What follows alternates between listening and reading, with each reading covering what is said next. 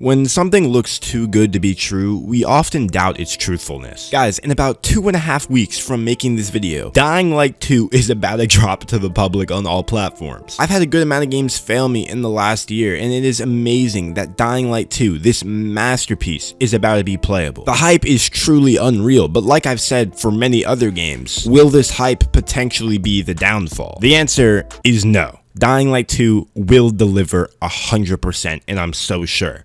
I think. So far, it looks like Dying Light 2 has everything we are looking for in the sequel to the first amazing Dying Light. A map that's 4 times bigger than the old map. Over 3,000 parkour animations, hundreds and hundreds of hours of content, in-depth faction systems, interiors for the map, and a strong story. And after I make this video, I'm probably gonna go pre-order this shit. But I do have some concerns that are a little bit worrying for me, especially because they're the 2 main parts of the game that we care about. And this is the parkour and the combat. Starting with the combat, some of the quick time events I think are a little bit awkward and don't fit into Dying Light 2. Dying Light 2 focuses a lot more on the human combat, dodging, parrying, blocking. Notice how in this clip when he parries, the guy actually goes in slow motion for a second. I understand what they're trying to do with giving you the window of opportunity, but it can still be there without it really kind of breaking the immersion of going into this slow-paced mode. One thing I commend Dying Light 1 for is how good it feels to hit a zombie or a person. It feels like your melee weapon is connecting and going through them with the attack. Many games fail to do this, and it just kind of looks like you're swinging your weapon and the zombies reacting to another force. It for sure looks like the parkour attacks feel like they're connecting, there's no doubt. As for the weapon swinging, I can't really tell yet. It might be one of those things where you just have to feel it and when you're playing, but right now I can't say for sure. It always feels like the machete in these clips is going through the guy. But regardless, I love the fact that parkour is more implemented into fighting, making it feel like you're fucking Spider-Man instead of just some guy with a mace. In this combat, I'm also seeing some problems with it looking as if you're not really blocking, and sometimes when you parry or block, it's just kind of like a whiff attack from the other guy that isn't reactive. While I do understand that these are nitpicks, these are the things that made Dying Light 1 so amazing, and it needs to be continued in the sequel. I just don't know, because when I see zombie attacks like this, it just doesn't give me the same satisfaction that I felt was in the first game. Other than that, everything looks fluid, everything looks fun, and I still cannot wait to get my hands on this game and start fucking shitting on zombies, bro. It literally is peak gameplay. Now, my second complaint you've probably heard if you're involved in the Dying Light 2 community at all, and while I do believe they took some measures to fix it, it's still very much evident, and that's the parkour feeling sort of floaty. With the gameplay they've given us, when Aiden is making a jump, it always feels like the gravity is just a little bit off. It feels like he's slowly jumping in the air and then slowly hitting the peak and then slowly coming down. It makes the parkour feel less fast and stylish and instead guided and wonky. Now, some are saying that the skill trees that you unlock throughout the game will improve this, but right now it's really off. I'm not sure why the game is still like this from the most recent gameplay. I've also heard that when you're playing, you don't really feel it the same way that you do when you're actually watching gameplay. But overall, they just need to tone up the speed of everything he does. Just look how Aiden swings on these bars here. It's just not really smooth. It doesn't really feel like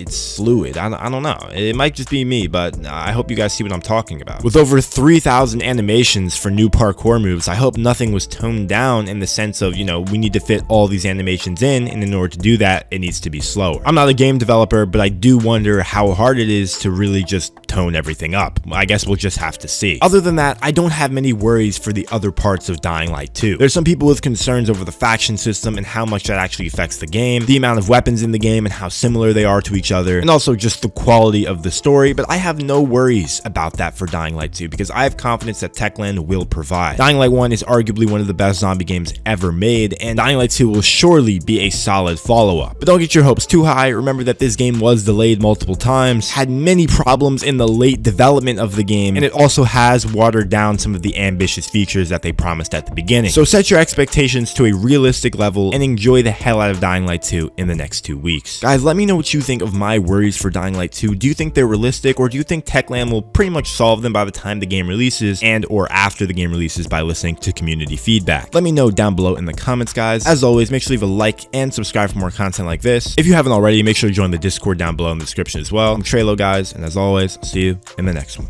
Peace out.